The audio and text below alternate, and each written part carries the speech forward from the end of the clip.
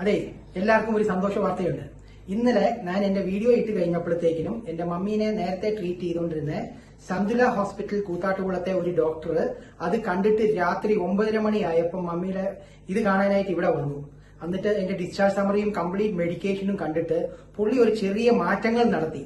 അത് നടത്തി കഴിഞ്ഞ ആ മരുന്ന് ഇന്നലെ തന്നെ ഞങ്ങൾ രാത്രി മേടിച്ചു കൊടുക്കുകയും ഇന്ന് രാവിലെ വരെ അതിന്റെ കാര്യങ്ങൾ ഓരോന്നും ചെയ്ത് പുള്ളി പറഞ്ഞ പോലെ ഞങ്ങൾ എല്ലാ കാര്യവും ചെയ്ത് ഇന്ന് ഉച്ചയായപ്പം എന്റെ മമ്മി ഞങ്ങളുടെ പേര് പറഞ്ഞില്ലേലും സന്തോഷിച്ച് ചിരിച്ചു.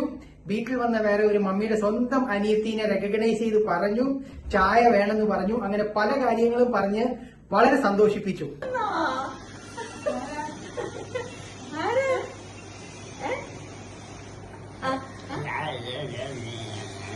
രാജു രാജു കുഞ്ഞനിയത്തി. അയ്യോ, ചുമയുണ്ടോ? അതാരാന്നറിയോ? അറിയത്തില്ല.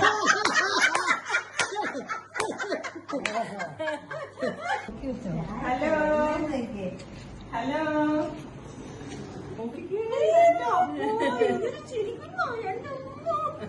ഞങ്ങളെയൊക്കെ കളിപ്പിച്ച് വിട്ടേച്ച് ഇപ്പിടുന്ന് ചിരിക്കുന്നു. ഇതാരാന്ന് പറ നോക്കട്ടെ.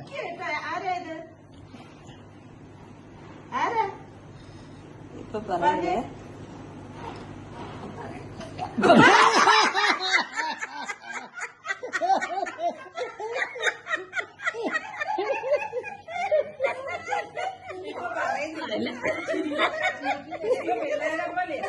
നീ എവിടെയായിരുന്നു? യാത്ര പോയപ്പോ അറിയുമോ? ആരാ?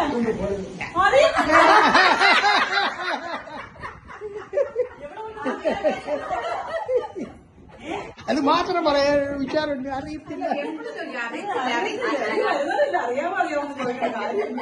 ഇത് എന്നാ പരിപാടിയെ കാണിച്ചു? ഞാൻ അഭിനയിക്കാൻ പറഞ്ഞു. ഇത്ര ഓസ്കാർ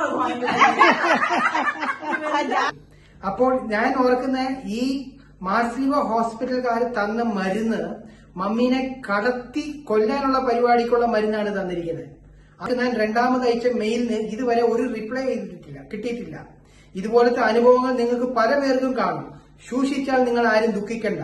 നമ്മുടെ മക്കള് പുറത്താന്ന് അവർക്ക് അറിഞ്ഞു കഴിഞ്ഞാൽ ആ മക്കളുടെ കഷ്ടപ്പെട്ട പൈസ മൊത്തം ഊറ്റിയെടുക്കുന്ന വരെ അവന്മാര് നമ്മളെ പല ട്രീറ്റ്മെന്റും പല കാര്യങ്ങളും പറഞ്ഞ് പേടിപ്പിച്ച് ഉറപ്പായിട്ടും കാശെടുക്കും. എനിക്കായിട്ട് സപ്പോർട്ട് ചെയ്ത് ഷെയർ ചെയ്ത എല്ലാവർക്കും നന്ദി. അത്രയും കഷ്ടപ്പെട്ട് വന്ന ഡോക്ടറിനോട് ഞാനൊരു ഫീസ് കൊടുത്തപ്പോൾ പോലും ഇന്നലെ പുള്ളി മേടിച്ചില്ല. ആ പുള്ളിക്ക് കോടി നന്ദികൾ പറയണം. അതാണ് ഡോക്ടർ പഠിച്ചിട്ട് ചെയ്യേണ്ട കാര്യങ്ങൾ. ഇതുവരെ ഷെയർ ചെയ്തവർക്ക് വളരെ നന്ദി. എനിക്ക് വളരെ ഹാപ്പിയാണ് ഇന്നത്തെ ഡേ.